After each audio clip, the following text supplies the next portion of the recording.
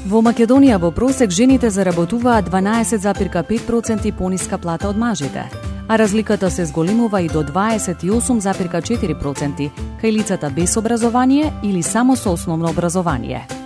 Но доколку направиме споредба во платите помеѓу мажи и жени, според исти карактеристики, образование, искуство, возраст, професија, разликата во платите се зголемува и до 17,3%, односно за иста позиција и карактеристики, жените се уште помалку платени.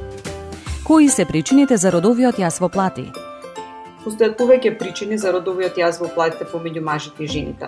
Например, жените се сегрегираат најчесто во така наречени женски занимања, каде што платите се пониски, меѓутоа тие добиваат други бенефиции. Понатаму, жените поради раѓање и родителство акумулираат помалку човечки капитал во текот на својот работен век, а секако платата го рефлектира човечкиот капитал и продуктивноста на работникот. Исто така, жените и мажите најверојатно се разликуваат и по така наречени невидливи карактеристики, како например спремност за прековремена работа, спремност за прифаќање на поголема одговорност на работното место, обуки надвор од работното време и така натаму. Секако и ова влијае врз јазот во платите. Како да се надмине родовиот јаз во плати? Со цел да се намали родовиот јаз во плати, потребно е да се зголеми свеста на жените за зголемено учество на пазарот на труд. Зголемувањето на свеста е долгорочен процес и бара покрај само мотивација за реализација во професионалниот живот и семина поддршка и поддршка од партнери. Најпрво поддршка во барањето на работа, а потоа и поддршка и поделба на семејните обврски. Втор значаен момент е да се надминат стереотипите на поделба на машки и женски професии, а жените да ја зголемат тенденцијата за барање на работа во така наречените машки професии. За да се намали родовиот јаз во плати, потребно е да се земат во предвид семејните обврски на жената и да се создадат услови жените да тргнат на работа и кога ќе станат мајки. Неопходно е инвестирање во градинки за згрижување на децата во предучилишна возраст и во тешко достапните средини, за да може жената да се приклучи на пазарот на трудот.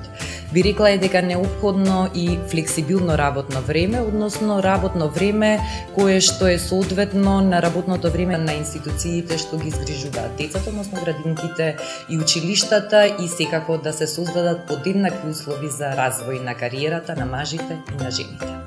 За жените да бидат еднакво платени со мажите, потребно е во оние сектори каде што тие се најмногу застапени, а тоа се текстилните фабрики и продавниците, да има зголемување на нивните плати и како второ, да најчесто да нема злоупотреба на прековремената работа.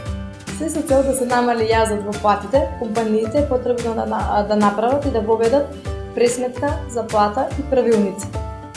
Најбитни критериуми да бидат образованието, стажот, искуството и вештините.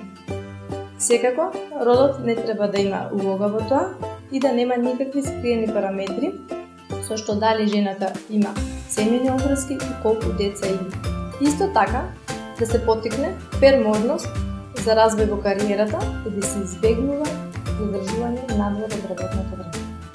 Дознајте колку треба да изнесува вашата плата според вашите карактеристики и кое што е родово неутрална.